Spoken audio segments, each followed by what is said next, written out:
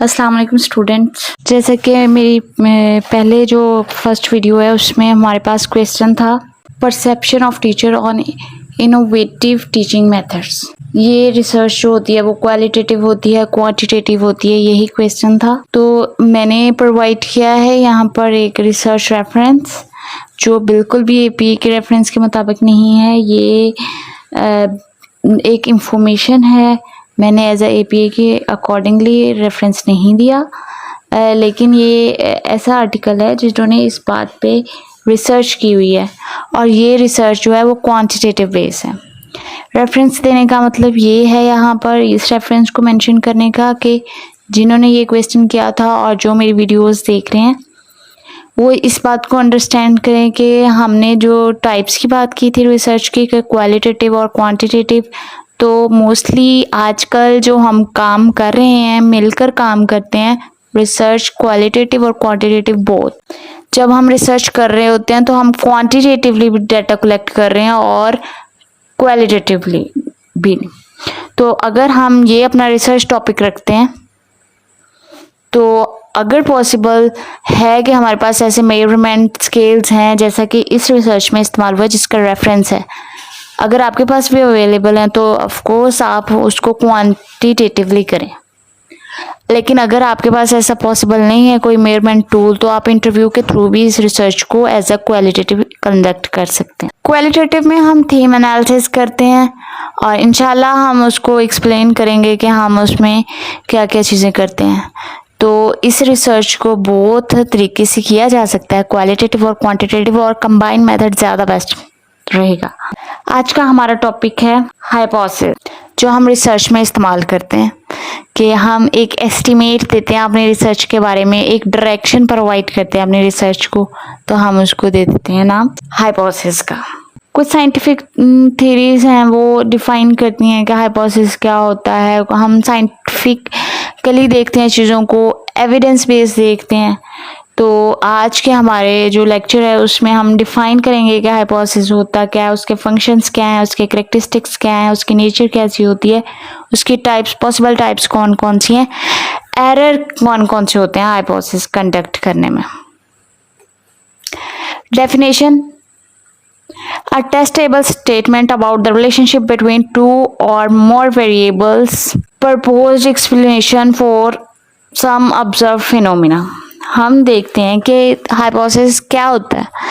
एक testable statement होती है जो रिलेशनशिप फाइंड करती है टू और मोर वेरिएबल्स, दो और दो से ज़्यादा वेरिएबल्स के दरमियान, और उनकी वजाहत करती है, बताती है कि अगर ये मसला है तो उनके काजेस एंड इफेक्ट्स क्या हैं।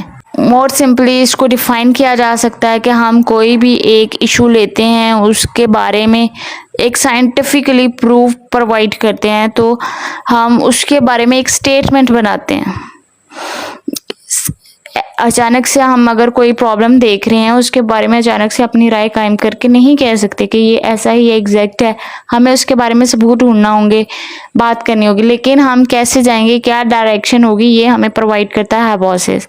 हाइपोथेसिस एक टेम्परेरी स्टेटमेंट है, एक आर्जी तौर पे बनाया गया एक मफरूज़ा है जिसमें हम कहते हैं कि हमारी रिसर्च हो सकता है ऐसे रिजल्ट्स ले आए, हो सकता है एजुकेशन का ताल्लुक हमारे सेल्फ कॉन्फिडेंस के साथ हो सकता है, लेकिन हम इसको सबूतों के साथ नहीं कर रहे, इसीलिए इसमें हो सकता है का आएगा।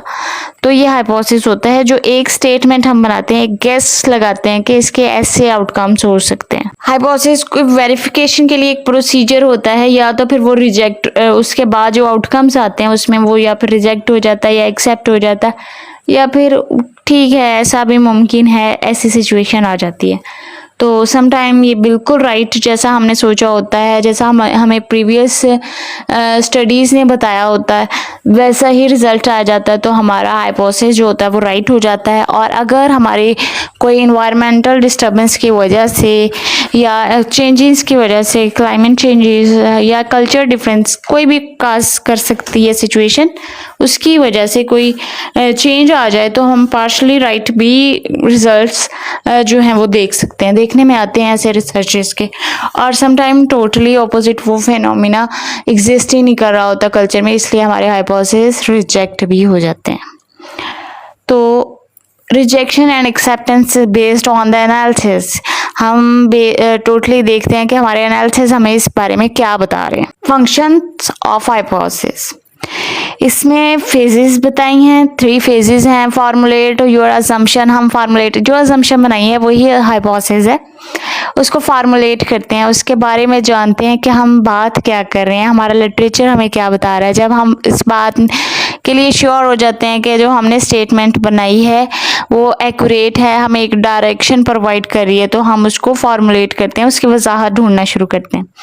कलेक्ट, सेकेंड फेज में आ जाता है कलेक्ट द रिक्वायर्ड डाटा, हम डाटा कलेक्ट करते हैं, उसके बारे में इंफॉर्मेशंस जो हमें पॉसिबल सैंपल लगता है उसके बारे में हम डाटा जो है वो कलेक्ट करना शुरू कर देते हैं कि पॉसिबल सैंपल है, ये हमारी रिक्वायरमेंट्स है। जब हम फार्मूलेशन कर रहे होते हैं तब हम उसकी रिक्वायरमेंट्स, हमारी रिसर्च की जो रिक्वायरमेंट होती हैं, सैंपल साइज होता है, एरिया ऑफ रिसर्च होता है, वो सारा फार्मूलेशन में आ जाता है। हमने फाइंड आउट करना होता है कि हम कहाँ पर रिसर्च कर सकते हैं, किन हालात में कर सकते हैं, कैसा एनवायरनमेंट हो, कहाँ पर की जाए और किन लोगों के साथ की जाए। जब हम ये आइडेंटिफाई कर लेते हैं तो फिर हम डाटा कलेक्शन की तरफ जाते हैं, फिर हम चूज़ करते हैं कि कौन सा टेस्ट अप्लाई हो, कौन सा स्केल अप्लाई हो, कौन सा तरीका हो जिसके ज़रिए हम डाटा कलेक्ट करें, सर्वे करें, इंटरव्यू करें, वीडियो रिकॉर्ड करें, क्या करें, ये हमें अपने सेकंड फेज में चूज़ करना होता है। और थर्ड फेज में आ जाता है कि जो हमने डाटा कलेक्ट कर लिया वो हमें क्या बता रहा है, हम उससे को एनालिसिस करते हैं। क्वांटिटेटिवली भी एनालिसिस होता है और क्वालिटेटिवली भी। और क्वांटिटेटिवली एनालिसिस के लिए हम SPSS इस्तेमाल करते हैं, जो रिस्पांस, जो नंबरिंग न्यूमेरिकली रिस्पांस किया होता है सैम्पल पॉपुलेशन ने या सैम्पल के मेंबर्स ने, पार्टिसिपेंट्स ने जो किया होता है उसको एनालिसिस करते हैं। फिर उसके बाद हम उससे एक कंक्लूजन निकाल लेते हैं कि हमारी रिसर्च हमें क्या बता रही है, तो उससे हम आइडेंटिफाई करते हैं कि हाइपोथेसिस ट्रू रहा कि फॉल्स हुआ। कैरेक्टरिस्टिक्स ऑफ हाइपोथेसिस, ये एक ऐसी स्टेटमेंट होती है जो टेंटेटिव होती है, इसमें चेंजेस आ सकती हैं। ये कोई ऐसा स्टेटमेंट नहीं होता जिसको हम नहीं कह सकते कि अगर हम हमारे हाइपोथेसिस हमने बनाए थे, रिसर्च स्टार्ट की, डाटा कलेक्ट किया और उसके बाद वो रिजेक्ट हो गए तो सारी मेहनत चली गई और अब हम रिसर्च करेंगे तो फिर उतना ही टाइम लगेगा, ऐसा नहीं होता। हम अपने हाइपोथेसिस को उसी को रिजेक्ट करके अपने एनालिसिस देते हैं तो वो हमारी रिसर्च वैलिड ही रहती है, हमारा कोई भी नुकसान नहीं होता। इट्स वैलिडिटी इज़ अननोन, इसकी वैलिडिटी का बिल्कुल नहीं पता होता कि हमें इसके बारे में सबूत मिलेंगे नहीं मिलेंगे, इसकी कितनी रिलायबिलिटी है, हमारी सोसाइटी में एग्जिस्ट कर रहा है कि नहीं। और sometime in the most cases it's specific to relationship between 2 or more variables। sometime ऐसे mediators आ रहे होते हैं, variables ऐसे आ रहे होते हैं जो कनेक्शन तो बन रहा होता है लेकिन हमें पता नहीं चल रहा को कंफाउंडिंग जो वेरिएबल है वो क्या रोल प्ले कर रहा है, कौन सा है ऐसा वेरिएबल जो अफेक्ट कर रहा है। तो हम तब भी जो है वो इस स्टेटमेंट को एज एग्जिस्टेंस तो लेते हैं, एज ए डायरेक्शन तो लेते हैं, डायरेक्शन ये प्रोवाइड तो करते हैं लेकिन एग्जैक्टली ये नहीं कहते कि कॉन्फाउंडिंग वेरिएबल्स जो हमने इस स्टेटमेंट में लिख दिए हैं वही होने चाहिए, कोई और नहीं हो सकता। तो 2 और मोर वेरिएबल्स जो होते हैं वो अफेक्ट कर रहे होते हैं, एक दूसरे पे इंटरेक्ट कर रहे होते हैं, तो लाजमी नहीं है कि वो हमारी जो अज्यूम की हुई स्टेटमेंट है उसके मुताबिक हो। जो हाइपोथेसिस होता है ये बिल्कुल भी क्वेश्चन की फॉर्म में कभी भी नहीं होता। अगर हम इसको क्वेश्चन की फॉर्म में लिखेंगे तो ये इट्स अ ह्यूज एरर, यानी जो बंदा इसको क्वेश्चन की फॉर्म में ले रहा है तो हम ये कह सकते हैं कि ये स्टेटमेंट अजम्पशन नहीं है, ये तो अभी खुद कंफ्यूज है कि इसकी रिसर्च किस डायरेक्शन में जाएगी। तो बी केयरफुल जब आप अपना हाइपोथेसिस बनाएं वो क्वेश्चन की शेप में बिल्कुल ना हो। शुड बी एम्पिरिकली टेस्टेबल, हमारे पास प्रूव्स हों कि प्रीवियस स्टडीज़ हो चुकी हैं, या अगर कोई आपने अभी फिनोमिना रिसर्च कर रहे हैं तो वो टेस्टेबल तो ज़रूर हो जिसको हम एप्लीकेबल कर सकें, जैसे इंटेलिजेंस, IQ लेवल, अब हम इंटेलिजेंस को तो मेजर नहीं कर सकते, लेकिन आईक्यू लेवल को तो मेजर कर सकते हैं। इंटेलिजेंस को आप सोच रहे होंगे कि इंटेलिजेंस एंड आईक्यू का कंपैरिजन एग्जांपल ही मैं क्यों दे रही हूँ। तो इंटेलिजेंस हो सकता है कोई मैथ को परफॉर्म करने में बहुत अच्छा है, लेकिन उसको उर्दू इतनी अच्छी ना आती हो, तो इसका मतलब ये नहीं है कि वो डम है या वो डाउन है, वो कुछ कर नहीं सकता। हो सकता है उसका आईक्यू लेवल बहुत अच्छा हो। तो हम इंटेलिजेंस को मेजर करने के लिए आईक्यू को बिल्कुल भी नहीं देखते। ये टू डिफरेंट थिंग्स हैं, इसलिए मैं यहाँ पर हूँ बात कर रही कि एम्पेरिकली टेस्टेबल चीज़ को ही हमने लेना है। हम ये तो देख सकते हैं कि अगर कोई बंदा इमोशनल हो रहा है तो वो लो फील कर रहा है या एक्साइटेड फील कर रहा है, लेकिन वो किस लेवल पर कर रहा है ये हम जज नहीं कर सकते।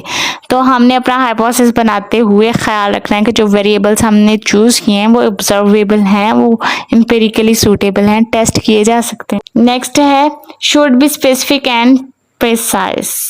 स्पेसिफिक हो, स्टेटमेंट जो आप बना रहे हैं, जो अजम्पशन आप बना रहे हैं, वो डायरेक्शन तो प्रोवाइड करे ही, लेकिन साथ में वो जो पढ़ने वाला रीडर है, जो रिसर्च में पार्टिसिपेट करने वाला आम बंदा है, उसको समझ आए, स्पेसिफिक हो। Should be specifically variable between the which the relationship been established. इनके दरमियान, वेरिएबल्स के दरमियान रिलेशनशिप है, पॉजिटिव है, नेगेटिव है, उसके बारे में ये डायरेक्शन प्रोवाइड करें, तो ये एक बेस्ट हाइपोथेसिस कहलाएगा।